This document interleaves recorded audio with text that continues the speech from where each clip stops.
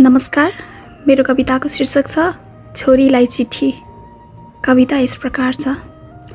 छोरी, म खुसी छु, धेरै खुसी, किनकि आज तिमी आफ्ना कदमहरू निसङ्कोच अगाडि बढाउन सक्षम भएकी छौ। तर याद गर्नु छोरी, तिम्रा अघि बढेका पाइलाहरू रोक्न खोज्नेहरू प्रशस्तै भेटिनेछन् यहाँ। छोरी, हुन त तिमी राम्रो नराम्रो छुट्याउन सक्ने भएकी छौ, तर याद गर्नु छोरी, आँखालाई राम्रो लागेका हरेक कुराहरू राम्रै हुन्छ भन्ने छैन यहाँ। म खुसी छु छोरी, तिमीले आफ्नै मेहनतले सपना साकार पार्ने अठोट लिएकोमा।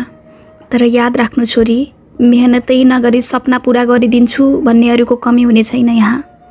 छोरी, तिमीले आजसम्म लिएका हरेक निर्णयहरू तिम्रो अनि हामी सबैको लागि प्रशंसनीय बनेका छन्। तर याद राख्नु छोरी, देखावटी प्रशंसाको ढोङ रच्दै मनबाट जलन निकाल्नेहरूको कमी छैन यहाँ। म खुसी छु छोरी, तिमी आफ्नो जीवनलाई सार्थक बनाउने हरेक कुराहरू निपुणताका साथ गरिरहेकी छौ। तर याद गर्नु छोरी, पूर्णताको घमण्ड नगरी सफल जीवनयापनको चाहना राख्नु नै जीवन हो। मलाई थाहा छ छोरी, तिमी हरेक समय हरेक परिस्थितिको सामना गर्न सक्छौ, र पनि आमा नपरे केही भन्दैछु, अन्यथा नमानी सुनिदिनु है। छोरी, जीवन तिम्रो हो, त्यसमा अरूको अधिकार लाग्न नदिनु है।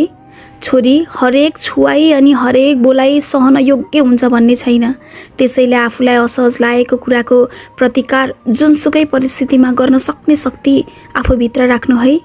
छोरी, तिम्रो हजुरआमाले भने जस्तै सियो बनेर आउने अनि फाली बनेर जाने मान्छेहरू धेरै भेटिनेछन् जिन्दगीमा, त्यसैले हरेक मोडहरूमा होस पुर्याउनु है। तिमीले यो पढिरहँदा लाग्छ होला मम्मीले कति ट्रेडिसनल कुरा गर्नुभएको भनेर, अनि सोच्दै हौली मेरो विश्वास छैन र भनेर। छोरी, जमाना केही हदसम्म फेरिए पनि सबैको सोच फेरिएको छैन। मलाई तिमीप्रति पूर्ण विश्वास छ, र त तिम्रो आत्मविश्वासलाई ऊर्जा दिन यो सब भन्दैछु। हुन त छोरी, जीवन तिम्रो हो, म त केवल मार्गदर्शक बन्दैछु।